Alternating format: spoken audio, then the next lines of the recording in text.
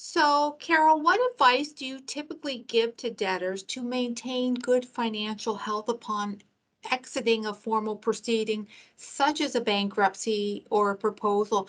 And I'm going to bet that budgeting is one of the biggest pieces of advice that you give to your debtors. And same for you, Yeah. Ryan. Yeah. It's really a constant process budgeting because your budget's going to constantly change depending on what your source of income is, how old your kids are, what stage in life you're in. It's going to be something that constantly changes. And so I think that a lot of people really focus on where they're at right now and what they can afford right now. And looking ahead is sometimes hard because you don't have a crystal ball and you can't always see the future, but you can reasonably predict some things that are going to happen in your life. And so I think having a longer term view to your finances really makes a difference. But yeah, budgeting is always going to be there. Um, and so yeah, I think that's something that I tried to get across to people is that budgeting wasn't a one-time thing we did at the beginning or we did at the counseling session. It's something that you constantly have to revisit and reevaluate. What about you, Ryan? Yeah, to add on to that, Carol, I basically the budgeting is great and to have that in place, but like you touched on already, implementing the budget is so very important, right? Because having a budget, it's an estimate, but if you actually implement your budget and sort of track expenses and compare to your budget, and then you can really see if you're spending within your means. Because a lot of individuals will find out, like if they're getting a Tim Hortons every day, it really adds up to $40, $50 a month, right? And some people really do see that when they implement their budget.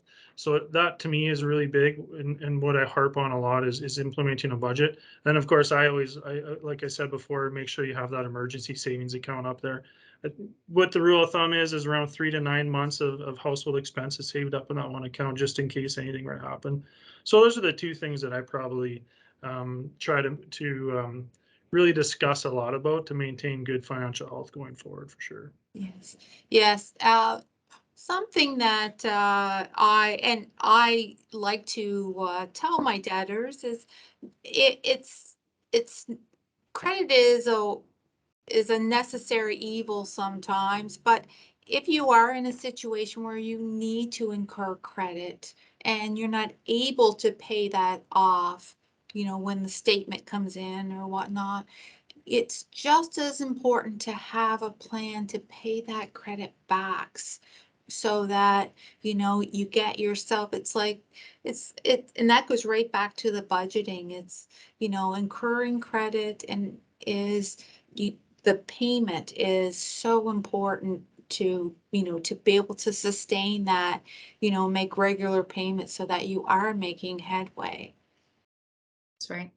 And to that point again, before you're getting into any new credit, really understanding what the terms and the conditions are, talking it over with somebody else before you sign on the dotted line and obtain the funds, because there's a lot of different players out there in the lending space offering very different products, a lot of new products all the time.